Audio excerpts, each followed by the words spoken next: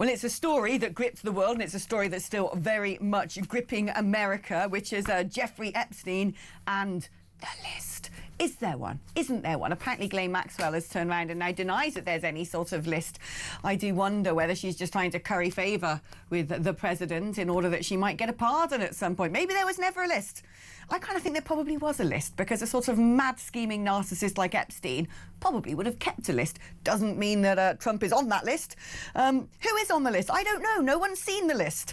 But other things have been seen. For example, Bill Clinton's letter to Jeffrey Epstein, in which he praised the billionaire paedophile's childlike curiosity, along with a drawing of Epstein approaching young girls. These are images released from his 50th birthday book. I mean, it's just it's astonishing, the bits that are coming out on this now. Let's speak to Laurie Laird, a US political commentator. She's brilliant, and she joins us now. Good afternoon, Laurie. Hello, Alex. Nice to see you. Give me the latest on this, because, you know, American media, Wall Street Journal, who, of course, they've got a branch in our building here, they are doing great things about keeping the foot on the gas when it comes to this story, but the UK press not so over it, I'd say. So can you give us the latest of what is going on? You know, it's kind of hard to get your arms around this story. And I think part of that is because of miscommunication from the administration itself. Remember Pam Bondi, the Attorney General, who was very close to Donald Trump, at one point said, yes, there's a list on my desk and I just have to go through it.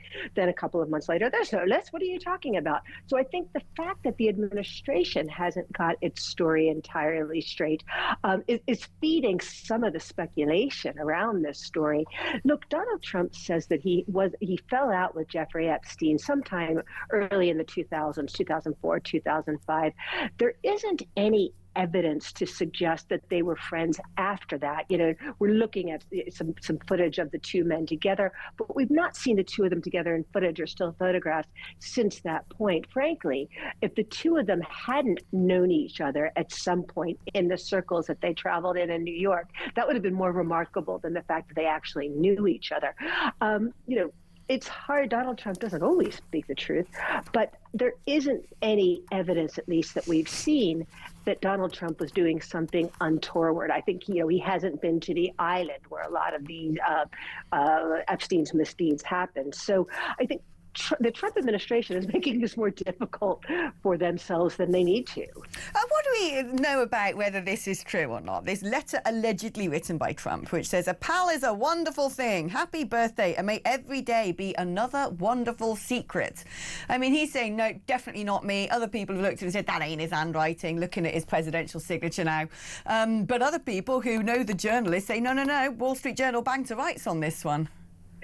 You know, I suspect that this would have, for the Wall Street Journal to go with this, I suspect it would have been so heavily lawyered. I mean, remember Murdoch, the head of News Corp, and Trump were great mates in the first administration. So, you know, it may be that Trump authored this. A lot of other prominent, powerful men also contributed to this birthday book. And if you'll allow me to digress just for a moment, I can't, for the life of me, Alex, figure out how Jeff Epstein was so friendly with all of these powerful men. Jeff Epstein's first job was a supply teacher in a secondary school. How he made the leap from supply teaching to leading financier, able to buy his own island, friends with Peter Mandelson and Henry Kissinger and Bill Clinton. I'd love to know more about how he made that leap, but I think some of those men that we just mentioned might be closer to Epstein than Donald Trump seemed to be. Yeah, I've heard some theories on how he might have made that leap, but they might be a little bit too tinfoil hat and conspiracy theory for 1228. That one for the pub. That's one for the pub, exactly. But let's take the British angle now on all of this, because Prince Andrew doesn't, you know, stuff written by him isn't in this sort of latest disclosure, but my understanding is there have been disclosures from a particular young woman who talks about going to Buckingham Palace, sitting on the throne of the Queen of England. So we've got the Andrew element, and then we've got our very own Lord Mandelson, who, of course, is now the ambassador over in America. He was a great pal of Epstein, Epstein, wasn't he? I mean, honestly, you don't see where these men's common interests would have lied. But I think Mandelson has handled this as well as he could have. He regrets the friendship. He wasn't quite aware of the extent of Epstein's misdeeds. And I think if the Trump administration were to take that kind of a line, it may be better off. Honestly, Alex, I don't see this getting Trump. But if you allow me a little bit of rope here, I think what will get Trump is not so much any association with Epstein. Again, these guys would have traveled in the same circles in the late 90s in New York. But Donald Trump's going to have a much more difficult time riding out the economy, and particularly inflation. Just before we came on air, I looked at the last inflation report. The things that people buy, like milk, like coffee, like fresh fruit, are rising by really high amounts month on month, between 2 and 3%. That's an amount that people will notice. And I think if that continues, people are going to be a lot crosser at Donald Trump for their grocery bills than they are for any association he may have had with Jeffrey Epstein. Remember, Donald Trump, one of his great campaign pledges, and one of the things I think people really liked about him, is they were tired of inflation under the Democrats. They thought Trump, as a businessman, might be able to solve that.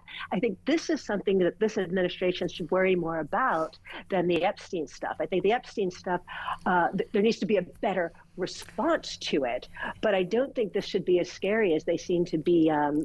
They seem to be more threatened than I think they need to be. I'll tell you what, Laurie, as much as I'm sympathetic with the grocery bills of America, I far prefer the Epstein files. I know. As soon as I started talking about fresh milk, I knew I lost my audience. Yeah, no, we want the dirt. We want the scandal. Laurie, thank you so much for joining us today, and thank you for giving us the update. It's a story that ain't going to go anywhere quickly, that's for sure.